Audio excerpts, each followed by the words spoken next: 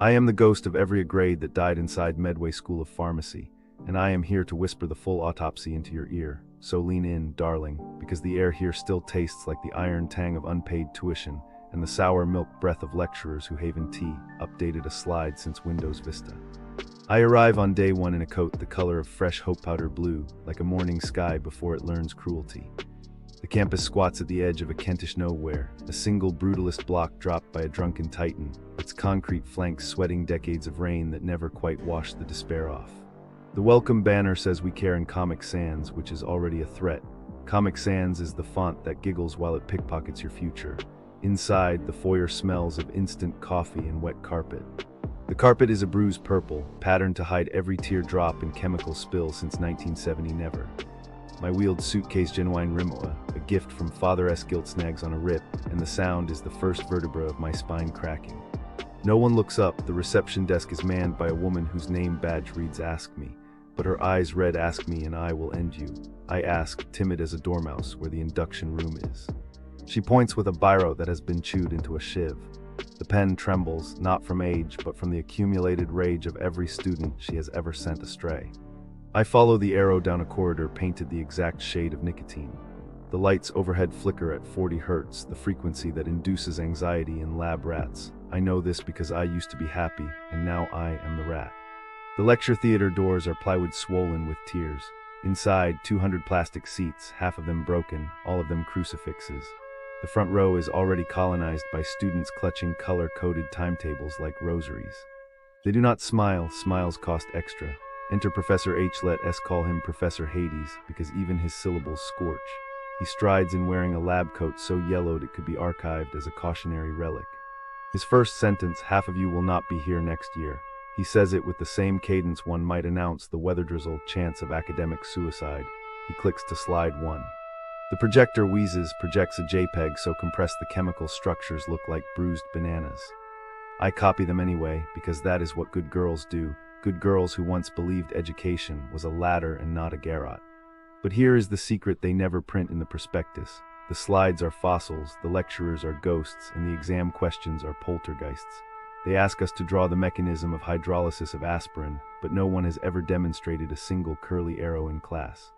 When I raise my hand politely, pinky extended, the way mother taught me, Professor Hades sighs the sigh of a man asked to emote. You should already know this, he says. The subtext is a guillotine. You are $92.50 a year, yet somehow still inconvenient. I go to office hour because the handbook promises support. The door is shut. I knock, a voice like dry ice. Email first. I email. The auto reply is a black hole. I check messages fortnightly. I wait a fortnight. The reply arrives, 4 words, see lecture slide 12. Slide 12 is the same bruised banana. I cry in the toilet cubicle, 3rd floor, the one where the lock is missing and the seat is cracked so it pinches the soft backs of thighs like a disappointed ant. My tears plop onto the rim, they do not even sizzle, there is no heat left in me. Term 2, we have a practical. Compounding ointments, the schedule proclaims, as though we are medieval apothecaries and not indebted millennials. The lab benches are sticky with the residue of last year's petroleum jelly, now Welcome to our travel advisory on the business landscape surrounding the Medway School of Pharmacy. As we take a stroll through the commercial heartbeat of this area, one can't help but sense a pervasive air of discontent. It's as if the vibrancy of the student population hasn't quite translated into the local economy, leaving a trail of businesses that seem to be in a perpetual state of melancholy. Let's start with the Pentagon Shopping Center, a place where the ghosts of retail past echo through its corridors. It's a peculiar sight, a shopping center that's more notable for its emptiness than its offerings. The once bustling hub is now a shadow of its former self, with reviews lamenting the absence of shops and a sense of safety. It's a sorry tale of decline, where the only thing plummeting faster than the number of shoppers is the morale of the few remaining retailers. The high street, once the pride of Chatham, now resembles a gallery of abandoned storefronts, each telling its own story of economic woe. Just around the corner, we have the Hair Lounge, a place where the scissors may snip more than just your hair. Patrons have reported experiences akin to a game of Russian roulette. You never know if y'all walk out with a stylish do or a hair tragedy.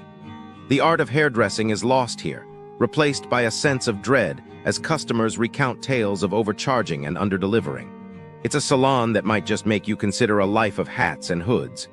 As we venture further, we stumble upon Sultan Safrasi, a culinary establishment that promises a taste of Turkey but often delivers a plate of disappointments. The food, it seems, is as unpredictable as the British weather. From undercooked meat to missing menu items, the only constant here is the rudeness of the staff. It's a gastronomic gamble that might leave you both hungry and frustrated. The Deep End is our next stop, a place where the fish might just outshine the chips. This establishment appears to have mastered the art of culinary inconsistency. One visit might reward you with a decent meal, while the next could have you questioning the chef's taste buds. The atmosphere is often marred by the cacophony of poor customer service, leaving a lingering aftertaste that's harder to swallow than the food itself. And then there's the Casino Rooms nightclub events venue, a place where the only thing more bruised than your ego is your wallet. With tales of heavy-handed security and a penchant for overcrowding, this nightclub seems to specialize in curating uncomfortable experiences. The promise of a night to remember quickly turns into a desperate wish to forget, as patrons recount stories of rudeness and disarray. Our final destination is Made in Ashford, a shop that's a little like a jack-in-the-box. You're never quite sure what you're going to get. The reviews are as mixed as the emotions of its customers, ranging from delight to disdain. It's a place that tries to be a haven for local artisans, but sometimes falls short, leaving customers feeling a bit like they've stepped into a retail twilight zone. And let's not forget the wine shed, where the wine is presumably as bitter as the service. It's a place that promises the warmth of a cozy drink but can leave you out in the cold, both literally and figuratively. The staff here seem to have perfected the art of ignoring customers, which is quite the feat in a town that's not known for its bustling nightlife. In summary, travelers to the area surrounding the Medway School of Pharmacy should brace themselves for an adventure in commerce that's as unpredictable as it is underwhelming. The businesses here wear their flaws like badges of honor, each one telling a tale of missed opportunities and shattered dreams. It's a landscape dotted with the could-have-beens and the never-weres, a place where the pursuit of perfection is overshadowed by a striking tolerance for mediocrity. So, dear traveller, if you find yourself in this part of town, proceed with caution. Bring a sense of humour, a dash of patience, and perhaps a backup plan.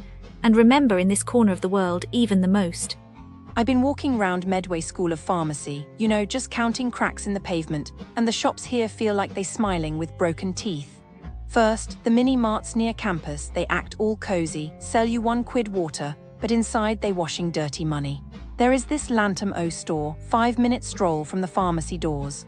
Couple of tourists, maybe like you, stepped in to change leftover euros. The owner took their cash, printed fake receipts, slipped the notes into his till. I guess the visitors thought official until their banks back home froze the cards for touching laundered money. They probably spent the rest of their holiday eating plain bread in the hostel kitchen, crying on Skype. Police finally raided, but the owner, predict he got a tiny fine, reopened under cousin S name, same sweets in the window. Then you got corner shops that pretend to be your friend. Another one, same street, different colors, ran an international laundering syndicate. Tourists came for phone top-ups. The clerk scanned their passports for security, copied the IDs, and routed scam funds through their names. Next thing, those travelers are stopped at the airport for crimes they never heard of. I bet they missed flights, had to pay lawyers more than the trip cost.